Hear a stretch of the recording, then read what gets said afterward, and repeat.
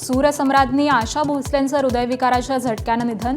शिवाजी पार्कमधील स्मशानभूमीत आज दुपारी 4 वाजता अंत्यसंस्कार. सकाळी 11 ते दुपारी 3 वाजेपर्यंत पार्थिव अंत्यदर्शनासाठी ठेवणार. आशा भोसलेंना दिग्गजांची श्रद्धांजली. सोशल मीडिया, वर्तमानपत्रांमध्ये लेख लिहून जागवल्या आठवणी. संगीत क्षेत्रातले चैतन्य हरवल्याची भावना. अमेरिका होर्मुझ सामुद्रधुनीची नाकेबंदी करणार. शांती वार्ता फिसकटल्यानंतर ट्रम्प यांची धमकी. तर होर्मुझ इराणच्या नियंत्रणाखाली, कारवाई केल्यास सडेतोड उत्तर देणार. इराणचं प्रत्युत्तर. अमेरिकेचे अध्यक्ष डोनाल्ड ट्रम्प यांचा चीनवरती पुन्हा टॅरिफ बॉम्ब. चीनमधून येणाऱ्या गाड्यांवरती 100% टॅरिफ. चीनी कार कंपन्यांनी युरोपला उद्ध्वस्त केल्याचं ट्रम्प यांचं वक्तव्य. अमेरिका इराणमधल्या चर्चेसाठी आता रशियाचा पुढाकार. पुतीन यांनी बोलून दाखवली मध्यस्थाच्या भूमिकेची इच्छा. इराणच्या पेजेशकियान यांच्याशी पुतीन यांची फोनवर चर्चा. कच्च्या तेलाच्या किमतीमध्ये पुन्हा वाढ. प्रति बॅरेल किमतीमध्ये 8% वाढ होऊन दर गेले $100च्या वर. होर्मुझमधली अनिश्चितता कायम असल्याचा परिणाम. बंधू अशोक खरातच्या पोलीस कोठडीची मुदत आज संपणार. पुढील गुन्ह्यामध्ये SIT खरातचा कोठडी मागण्याची शक्यता. तर आतापर्यंतच्या तपासात मिळालेल्या अधिकच्या माहितीचा उलगडा होणार.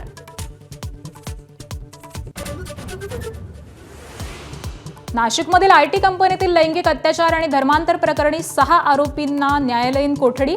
7वी आरोपी अश्विनी चेनालीला आज कोर्टात हजर करणार. आरोपी निदा खान अजूनही फरार. राज्यात उन्हाचा तडाखा. अकोल्यामध्ये तापमानाचा पारा 43.1 अंशांवर. उत्तर मध्य महाराष्ट्र आणि मराठवाड्यामध्ये देखील उन्हाची काहिली वाढली. मुंबई इंडियन्सच्या पराभवाची हॅट्रिक. वानखेडेवरती रॉयल चॅलेंजर्स बंगळुरूकडून 18 धावांनी पराभव. Virat Kohli, Rajat Patidar, Phil Salt hero ठरले.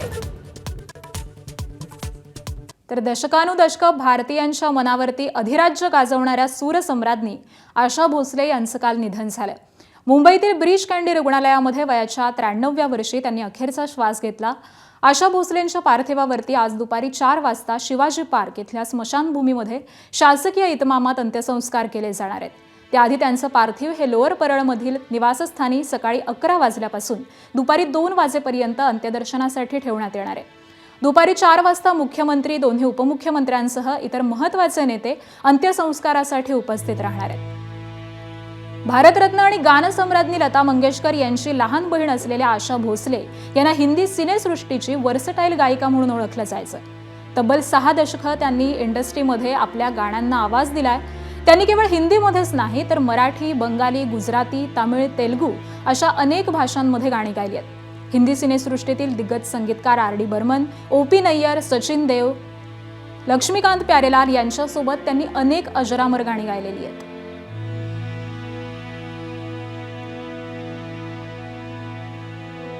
तर ज्येष्ठ पार्श्वगायिका आशा भोसले यांच्या पार्थिवावरती आज अंत्यसंस्कार होणार आहेत. दादरच्या भागोजी कीर हिंदू स्मशानभूमीमध्ये दुपारी 4 वाजता अंत्यसंस्कार हे पार पडतील. स्मशानभूमीमध्ये स्टेजची उभारणी केली जाते, ज्यामध्ये 200 VVIP बसतील अशी आसन व्यवस्था असेल.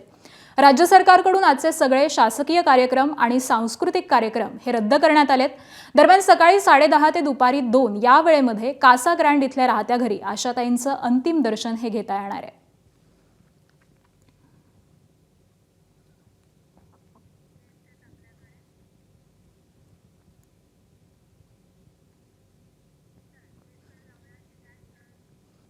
तर आशाताईंच्या आठवणी आपण जाग्या करतोय आणि ज्येष्ठ गायिका उत्तरा केळकर या सध्या आपल्यासोबत आहेत.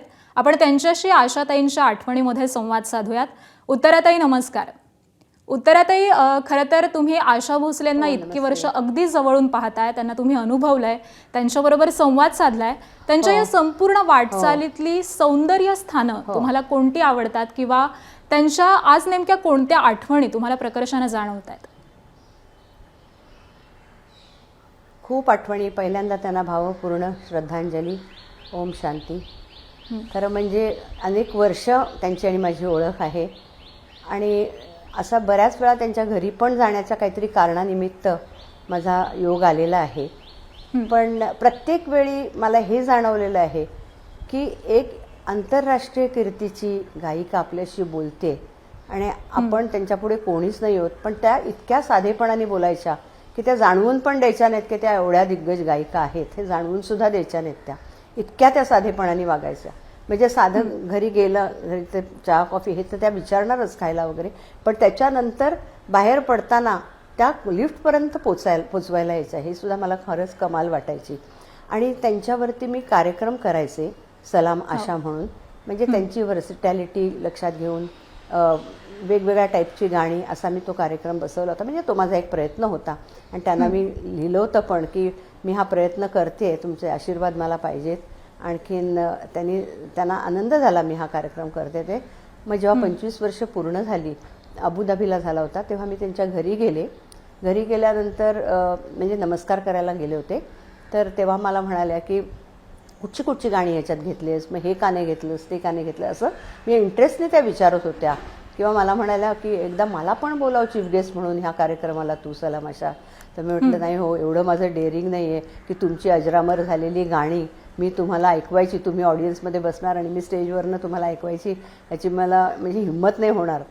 आणखीन जेव्हा मी पुस्तक लिहायला घेतलं होतं तेव्हा लोकसत्तामध्ये आधी माझे लेख येत होते, तेव्हा लोकसत्ताने मला सांगितलं होतं की एक लेख तुम्ही आशाबाईंवर लिहा आणि एक लताबाईंवर लिहा.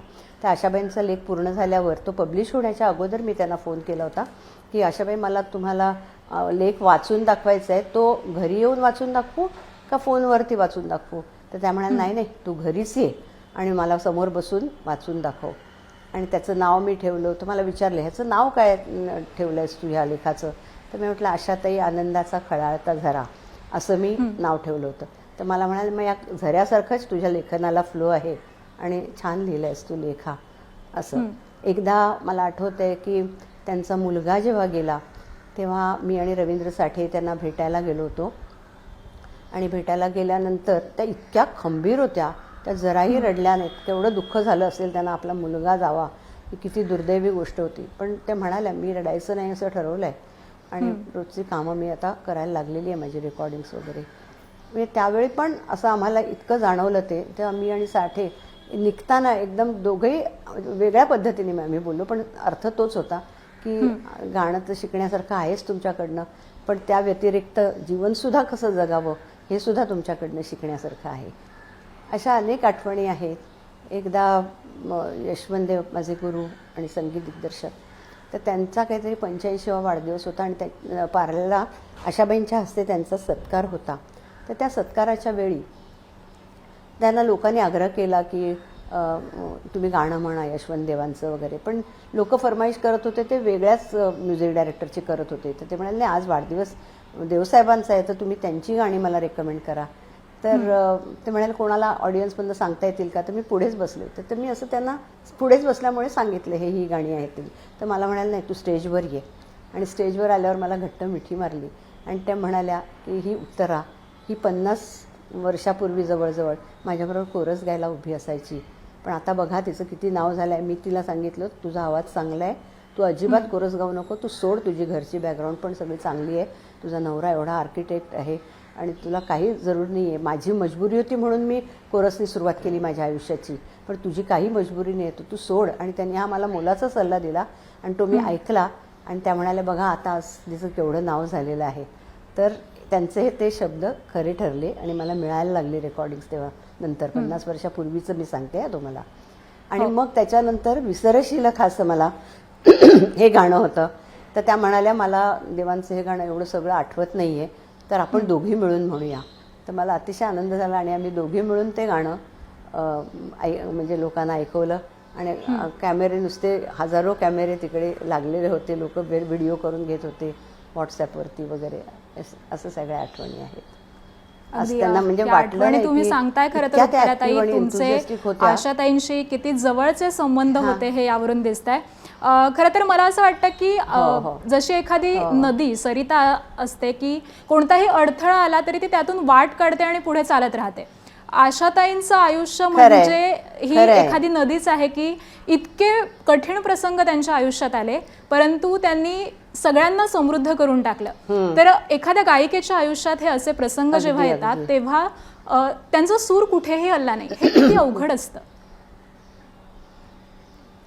हो हो, अगदी कठीणच असतं. आणि एवढं प्रत्येक वेळी त्यांच्या आयुष्यात असं घडलंय की एखादी खूप चांगली गोष्ट, त्यांना अवॉर्ड मिळतं, सन्मान होतो आणि त्याच क्षणी काहीतरी वाईट गोष्ट घडते.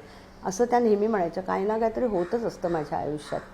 म्हणजे हे म्हणजे दुर्दैव आहे, पण तरीसुद्धा त्यातनं त्या बाहेर अशा फिनिक्स पक्षासारख्या एकदम बाहेर येतात आणि परत जोमाने कामाला लागायच्या त्या. ह्याची कमाल वाटते.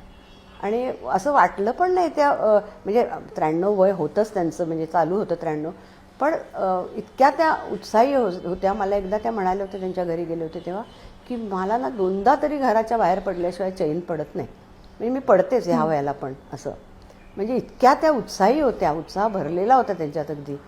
आणि त्यामुळे त्या सकाळ संध्याकाळ बाहेर पडायच्या, लोकांशी त्यांना संपर्कात राहायला आवडायचं. खूप छान आठवणी आहेत.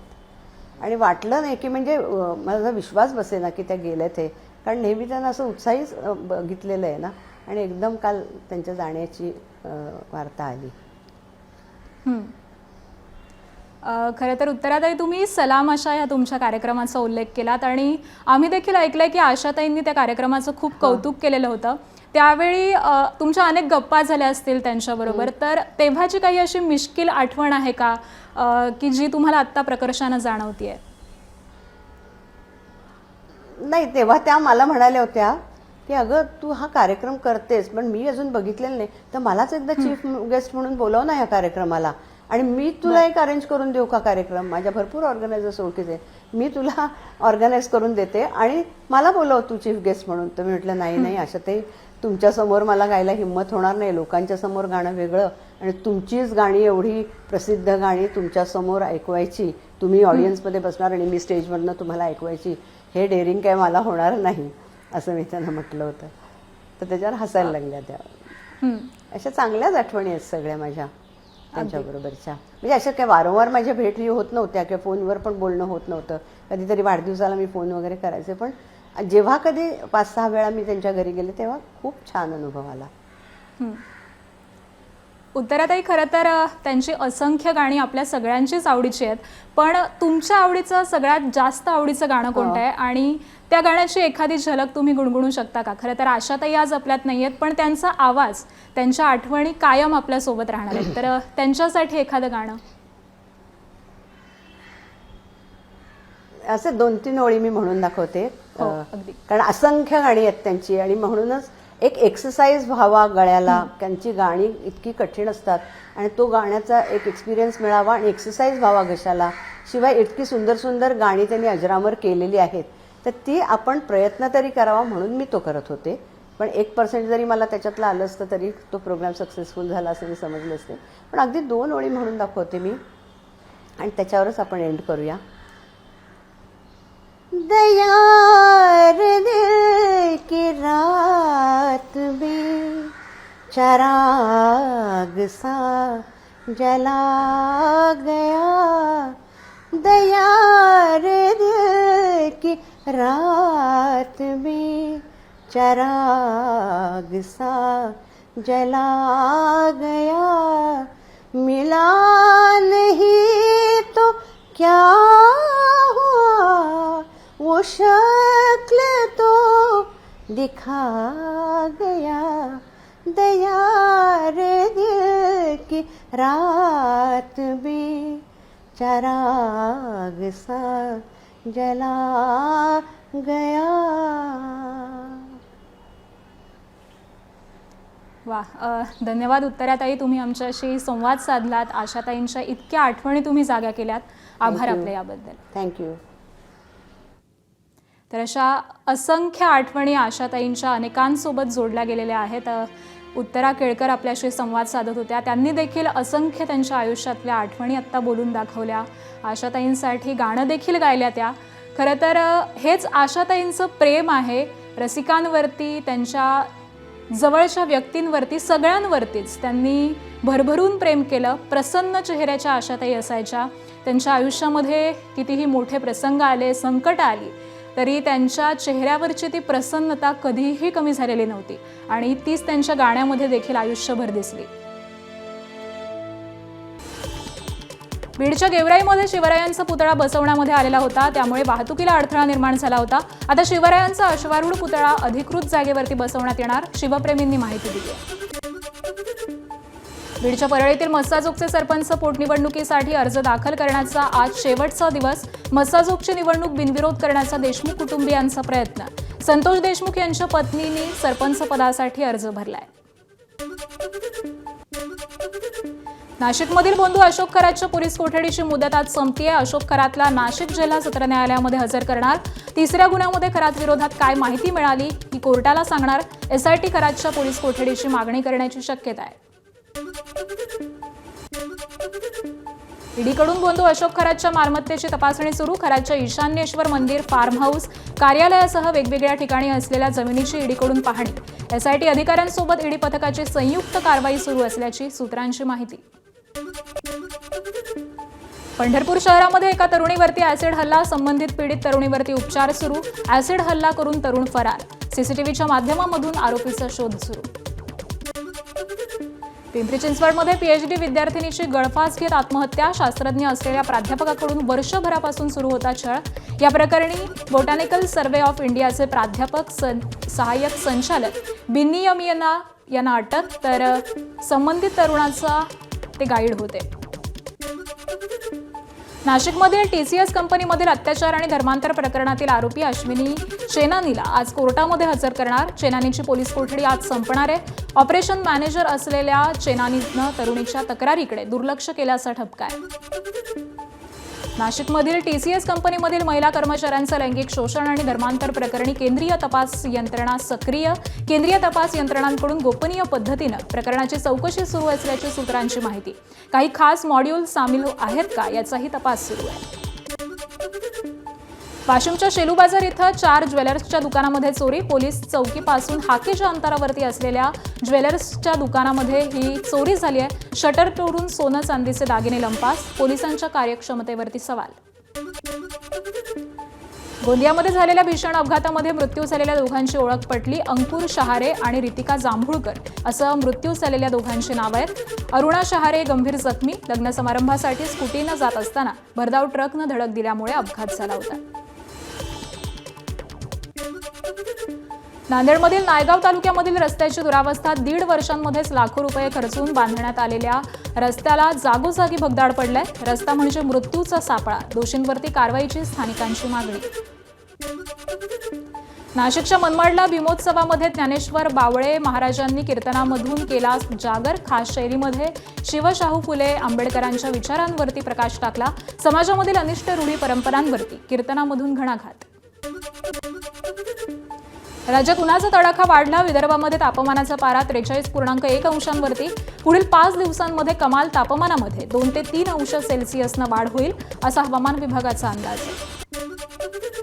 नाशिकच्या मालेगावचा पारा 41 अंशांवरती. अवकाळी पावसानंतर मालेगाव शहराचा पारा पुन्हा वाढला. शहरामध्ये उष्माघात कक्ष 20 बेड आरक्षित. धुळे जिल्ह्यातील तापमानाचा पारा 38 अंशांवरती. जिल्ह्यातील पाण्याचा साठा कमी होतोय. महत्त्वाच्या 12 प्रकल्पांमध्ये केवळ 53.62% जलसाठा शिल्लक. पाणी जपून वापरण्याचं प्रशासनाचं आवाहन. एबीपी माझा, उघडा डोळे बघा नीट.